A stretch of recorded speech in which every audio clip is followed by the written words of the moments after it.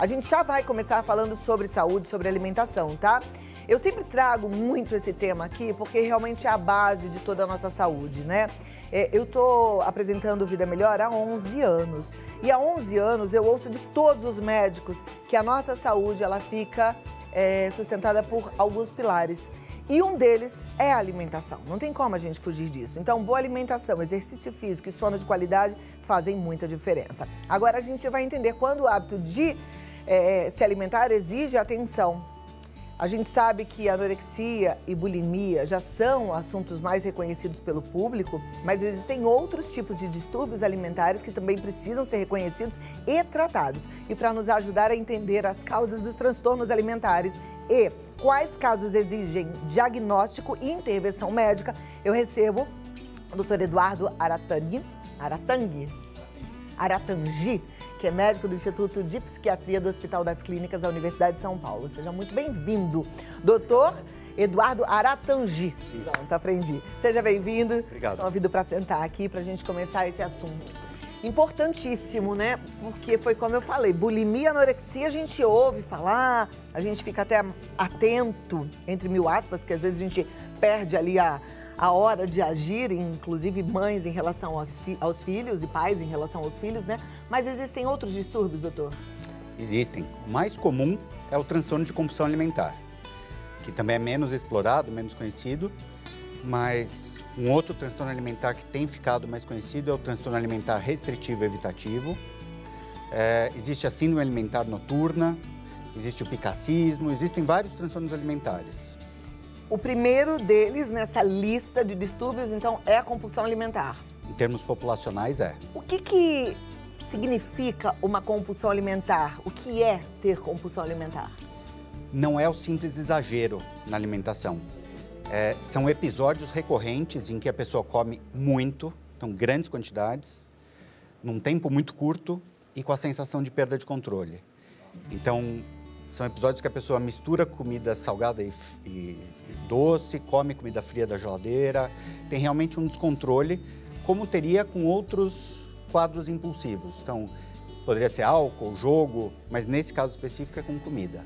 Tá. Ela é progressiva, você falou de álcool e jogo, e a gente sabe que essa é uma doença progressiva, né? A dependência química é progressiva. A compulsão alimentar, ela também é progressiva? A pessoa pode começar só com aquele ímpeto de comer ou aquela dificuldade de parar de comer e aí depois ir até chegar nesse ponto ou não? Não, em geral, começa na adolescência, a pessoa usa o alimento de forma emocional para trazer alívio ou prazer. Depois perde o repertório de outras formas de lidar com as emoções e aí come por tristeza, frustração, raiva, às vezes come por alegria, mas a alimentação vai passando a ter um papel que não tem naturalmente. E aí o repertório estreito faz com que o alimento seja a droga, vamos dizer. Ok. Daqui a pouco a gente vai falar sobre tratamento, né? Como é que a gente faz o controle desses distúrbios alimentares. Mas vamos dar uma passeada em relação aos outros. Em relação à compulsão alimentar, ontem mesmo eu estava assistindo um reality show, não é brasileiro, mas muito interessante. E aí uma das participantes, ela ficou brava, né? Brigou com o marido e ela pegou um bolo e ela falou, agora eu quero comer esse bolo. E ela botava na boca, mastigava e cuspia. Mastigava e cuspia. E ela comeu o bolo inteiro, quer dizer, não comeu porque ela colocava na boca e cuspia. Isso é uma compulsão alimentar? Não. Curiosamente, esse comportamento de mastigar e cuspir, ou até de engolir, regurgitar e cuspir, se chama ruminação. E aí existe um transtorno de ruminação. Na compulsão, a pessoa precisa ingerir o alimento. Tá. Entendemos já a diferença desses dois, né? Agora vamos falar desse distúrbio que você disse que é o restritivo. Restritivo evitativo. Restritivo evitativo. Que tipo de distúrbio é esse? Ele é descrito há muito tempo, mas originalmente em grupos de crianças. Então, a pessoa restringe grupos alimentares, ou seja, deixa de comer muito, ou evita determinados tipos de alimento. Um caso extremo, para dar um exemplo. Uma criança que só come biscoito de polvilho e mais nada. Se recusa, passa fome e não come. Esse transtorno era originalmente descrito em crianças, mas aí se observa agora em adultos e nas últimas classificações diagnósticas, esse transtorno foi incluído. Não se sabe qual é a frequência na população, mas provavelmente é próxima à frequência da anorexia nervosa. Então não é tão raro. A pessoa evita comer algo por uma das duas razões. Ou alguma característica sensorial do alimento causa repulsa, e aí pode ser cor, textura, cheiro, sabor. Ou ela tem medo daquele alimento, das consequências que aquele alimento vai trazer. Então, essas são as duas motivações iniciais para o transtorno alimentar restritivo evitativo. Interessante, outro dia eu conheci uma pessoa na piscina do prédio e eu estava falando de alimentação, ela falou, eu não como comida. Aí eu falei, como assim você não come comida? Ela falou, só como bolo. E eu fiquei impressionada, eu falei, como só come bolo? E no caso dela, ela me disse, olha que história interessante, que a mãe dela era uma culinarista muito famosa, que fazia comida na televisão, e a casa dela vivia com cheiro de comida. Ela sentia muita falta de ter a presença real da mãe, porque ela estava o tempo inteiro ocupada com a comida, e ela tomou pavor à comida, e por conta disso ela só come bolo. Isso também é o evitativo e restritivo. É, e isso já mostra quão complexa é a alimentação. Não é só a questão nutricional. Tem uma série de questões emocionais envolvidas na alimentação. Então, por exemplo, alimentos que a gente usa em comemorações, alimentos que a gente usa como conforto, alimentos rituais. A hóstia é um alimento ritual, por exemplo. E esse comer emocional, especialmente a infantilização do paladar, entra na questão do transtorno alimentar restritivo evitativo. A gente tem, inclusive, um VT, um depoimento de alguém que tem esse distúrbio, né? Um distúrbio conhecido como TARI. TARI é a sigla para transtorno alimentar restritivo evitativo. A gente vai conferir agora. É comum as crianças apresentarem dificuldade na alimentação e ter restrições a determinados alimentos. Em alguns casos, essa restrição persiste até a vida adulta. Nesse caso, estamos falando sobre o transtorno alimentar restritivo evitativo, o TARI. A Daniela descobriu que tem esse transtorno e conta como convive com essa restrição. Eu descobri esse transtorno porque desde bebezinha eu tinha problemas com a alimentação. Eu ia para a creche desde muito cedo, desde os 4 meses de idade a minha mãe me deixava na creche e lá tinha as refeições do dia, porém eu não comia nada. Todo mundo falava, a Dani não come, ela separa, ela só come o arroz, não come a cenoura. E então eu comecei a fazer essa separação desde muito pequenininha. Então, há muitos anos, assim, a minha mãe, ela sofre com esse tipo de problema que eu tenho. Então eu fui crescendo com essa mentalidade de todo mundo falando, ah, isso é frescura, ah, você não está se alimentando porque você não quer. Algumas vezes, quando eu até tive maturidade para poder entender que eu precisava comer certos alimentos, eu me forcei a comer, mas eu não conseguia. Eu passava mal, até que eu busquei uma ajuda. Então eu fui atrás de uma psicóloga, né, que ela me auxiliou bastante. Ela fez uma investigação em toda a minha vida, na verdade. Ela entendeu o meu comportamento, ela viu como que eu me alimentava, como que eu me portava diante da sociedade, como eu me portava referente às minhas refeições, até que ela falou, Dani, eu não posso falar para você com toda a certeza que você tem um transtorno, porque um transtorno a gente não consegue identificar dessa forma falando você tem isso, né? Só pelo seu comportamento a gente consegue entender um pouco e ver que a linha é essa, e é o TARI, né? Que é um transtorno alimentar restritivo evitativo. Eu entendo e sigo tentando comer da forma que dá. O meu prato principal, assim, que eu como diariamente se deixar, é arroz e carne.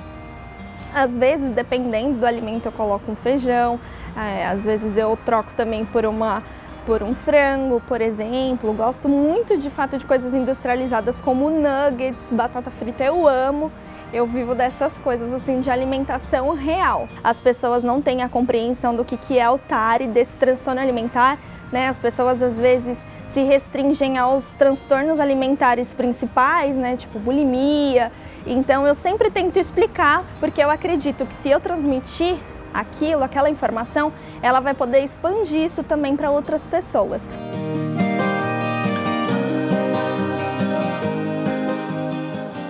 Que bom, Dani, que você faz essa parte tão importante aí para ajudar as pessoas. Muito obrigada, inclusive foi sugestão da Dani da gente trazer esse assunto aqui, que é um assunto precioso.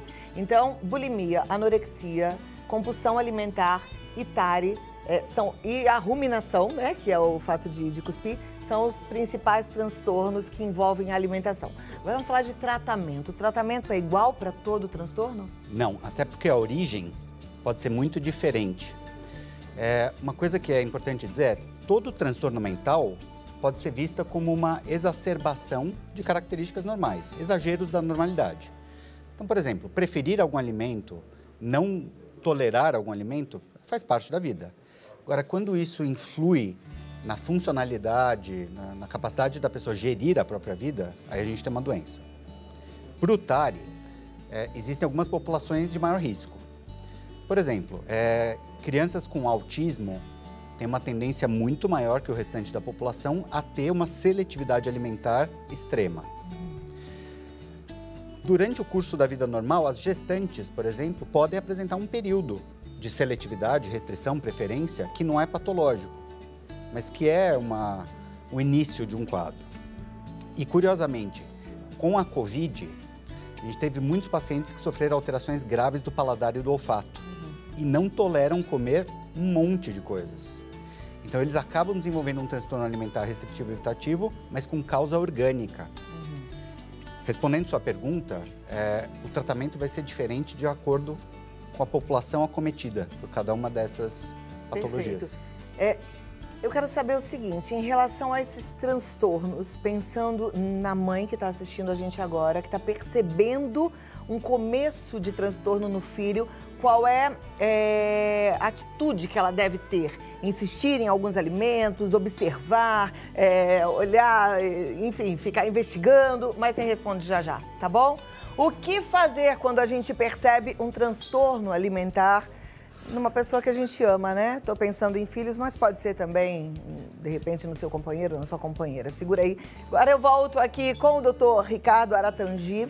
Eu deixei, então, a pergunta, né? O que fazer quando a gente percebe que tá começando ou já existe um transtorno alimentar em quem a gente gosta tanto, principalmente nas crianças? Acho que o principal vilão hoje são os alimentos industrializados e hiperprocessados. Como a palatabilidade deles é melhor, são fáceis de digerir, são muito aceitáveis, baratos, a criança acaba tendo a preferência. Então, o primeiro passo para a prevenção é dar repertório alimentar. E talvez a melhor forma de fazer isso não seja falando, mas seja através do exemplo, fazendo. Então, uma mãe que tem um repertório alimentar pequeno, muito restrito, vai, pelo exemplo, acabar ensinando para a criança. Uma outra estratégia para melhorar a aceitação das crianças é recompensar comportamentos adequados. Então, elogiar, reconhecer o esforço, mostrar que aquilo é benéfico.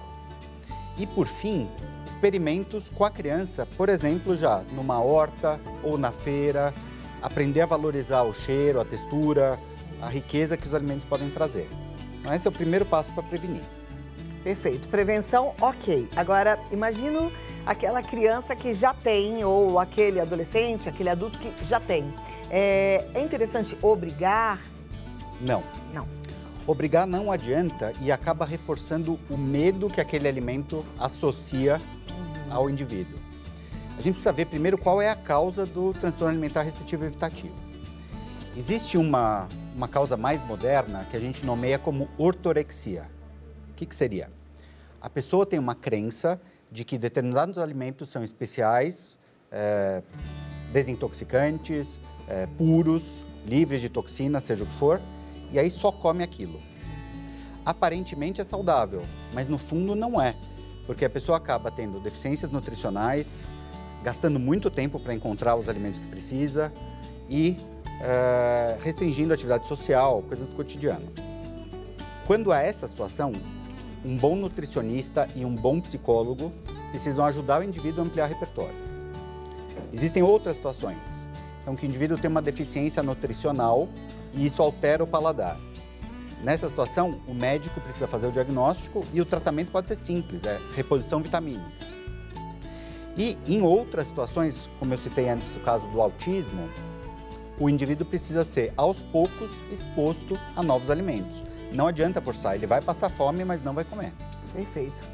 Agora, em relação à anorexia, que é tão preocupante, a gente, graças a Deus, venceu aí uma batalha, porque eu acho que diminuiu bastante o número de meninas incentivando outras meninas a ficarem anorexas, porque isso foi uma realidade há um tempo aí e era um absurdo o que estava acontecendo, né? Mas ainda tem meninas que acabam sendo acometidas pela doença, porque não é exatamente uma escolha, né? Não, não é uma escolha, pelo contrário, é uma cadeia. A pessoa está presa. A obsessão governa a vida da pessoa de forma tão intensa que supera o instinto de sobrevivência, a fome. Emagrecer, controlar a alimentação, passa a ter um valor supremo na vida do indivíduo. E vem com um sofrimento absurdo. Só para dar uma ideia, entre todos os transtornos psiquiátricos, a anorexia é o mais letal. É o que mais mata. 20% dos pacientes com anorexia vai falecer em decorrência do quadro. Isso não é uma escolha, é uma falta de escolha. E como é que é o tratamento da anorexia? O tratamento é multidisciplinar. Então, a equipe mínima é composta de médico, nutricionista e terapeuta. Cada um deles vai ter uma função nessa equipe, mas o objetivo geral é voltar a uma alimentação saudável com a aceitação do próprio corpo e padrões fisiológicos normais. Esse é o objetivo geral. A pessoa tem que tomar um medicamento? Depende das comorbidades, que eu quero dizer. Quando a anorexia vem sozinha, não tem medicamento que ajude. Mas, na regra, existe depressão, ansiedade, transtorno obsessivo-compulsivo. Aí a medicação tem um papel mais importante. Tá, porque aí trata a depressão, trata a ansiedade. Mas se eu fosse dizer, para anorexia nervosa pura, o remédio é a comida. E aí é importante as mães ficarem de olho, né? Quais são os primeiros sinais de uma anorexia nervosa, doutor? Preocupação excessiva com o corpo. Em geral, meninas são mais acometidas que os meninos e a faixa de idade média é na adolescência. Restrição alimentar, então a pessoa vai cortando grupos, especialmente os mais calóricos. Se for ver nas questões de internet, a pessoa vai atrás de redes sociais de pacientes com anorexia ou de modelos de conduta que tenham um transtorno alimentar, vai atrás de dietas mirabolantes e faz coisas para aumentar o gasto energético e restringir a alimentação. Então, atividade física, medicamentos não indicados, dietas completamente erradas. E aí essa obsessão vai se formando. Corpo e alimento são os dois focos que precisam ser vistos. Ok. E a bulimia? É o ato de vomitar? Não. Não. A bulimia ela é caracterizada por dois comportamentos. Episódios de compulsão alimentar, então que o indivíduo vai comer com enorme voracidade, grande quantidade, perdendo o controle. E aí, de novo, não é um exagero, são quantidades enormes. Seguido de um método compensatório. Na maioria das vezes é vômito, que é para evitar o ganho de peso que aquilo traria. Mas existe bulimia sem vômito, existe bulimia sem método purgativo. Então, por exemplo, alguém que come em grandes quantidades e que depois restringe, fica um dia inteiro sem comer, ou faz atividades físicas muito intensas para gastar aquilo, também é considerado como bulimia nervosa. E aí a gente consegue perceber isso e tratar e buscar tratamento? E qual seria o tratamento para a bulimia? Para a bulimia, a medicação faz mais sentido. Nós temos que evitar a compulsão alimentar, porque ela é o gatilho para purgação, para os métodos compensatórios. Via de regra, o principal fator de risco para um episódio de compulsão é a restrição alimentar. É a pessoa tentar ficar no módulo anoréxico de não comer e uma hora não aguenta, a fome vence e ela tem a compulsão. Então isso tem que ser evitado. As duas formas. Existem medicações que fazem isso. São antidepressivos? São antidepressivos, mas em doses específicas e não é qualquer antidepressivo. Interessante a gente falar disso e eu gosto muito de fazer esse alerta. Você ouviu o médico falando em doses específicas, porque existe uma coisa absurda, errada, né? Que as pessoas conseguem comprar um remedinho na farmácia sem prescrição médica e tomam na dose da amiguinha, da coleguinha, da vizinha, isso não adianta. né? Tem dose certa, apesar do remédio às vezes ser o mesmo, mas para tratar coisas diferentes. Mas varia, essas mesmas medicações variam em 400% da dosagem, dependendo do quadro. E as dosagens são específicas para cada quadro. Só que além da medicação, existe uma reprogramação de educação alimentar. No longo prazo, as 3 coisas que mais contam: envolvimento da família no tratamento, capacidade de se reeducar do ponto de vista alimentar e ganho de repertório. Quando a pessoa sai da questão alimentar, que domina a obsessão, a vida dela, e passa a valorizar o trabalho, o estudo, a fé, as relações, outras coisas, esse ganho atenua os quadros alimentares. Perfeito. Doutor, só para a gente terminar, eu me lembrei agora que a gente recebeu uma pergunta esses dias de uma telespectadora que ela queria saber se essas escolhas, você falou do Ortorexia. Ortorexia, né? Essas escolhas, por exemplo, para uma dieta cetogênica, uma dieta low carb, mas assim, para a vida toda, seria uma ortorexia? Seria. E por quê? Orto, em grego, é correto, orexis, apetite. Apetite correto. A pessoa tem a crença de que está comendo algo saudável, restringe sua alimentação, mas essa crença é falsa. Então ela vai comer uma dieta da moda, só dieta cetogênica. Só que aquilo não é fisiologicamente saudável. Aquilo vai cobrar um preço dos rins, do fígado e, no longo prazo, uma desvitaminose, uma alteração nutricional. Então, saúde está muito mais ligada à diversidade, à amplitude do leque alimentar do que às restrições e dietas específicas. Eu acho que até a liberdade, né, da gente fazer escolhas e equilibrar e ter uma vida equilibrada. Eu penso assim, fico feliz também de ter ouvido isso e poder passar essa informação, porque a gente realmente está sendo bombardeado por tanta informação e o que eu percebo é que a gente tem, assim, muito marketing, né, para conquistar um grupo de pessoas e aí a gente, às vezes, é vítima disso tudo e acaba perdendo saúde ao invés de ganhar qualidade de vida. Exato. Amei te receber, volte muitas vezes, vamos conversar mais aí sobre outros assuntos relacionados à nossa mente, nossa saúde mental que é tão importante. Eu que agradeço. Muito obrigada. Dr. Eduardo Aratangi, psiquiatra, você pode entrar em contato através do LinkedIn, Eduardo Aratangi. Não tem rede social nenhuma? Não. Não pode me passar um telefone para o consultório, quem quiser fazer telemedicina? Tem no LinkedIn? Então tá bom, Eduardo Aratangi. Muito obrigada, doutor, e até a próxima. Foi uma alegria te receber. Obrigada. Vamos seguindo, gente. Depois dessa aula, a gente já entendeu que a gente pode de tudo um pouco, né? Com equilíbrio, com inteligência, não é verdade? Com presença. Não assim, eu sou porque me falaram que é bom. Não, com inteligência. Você é um ser pensante, tá?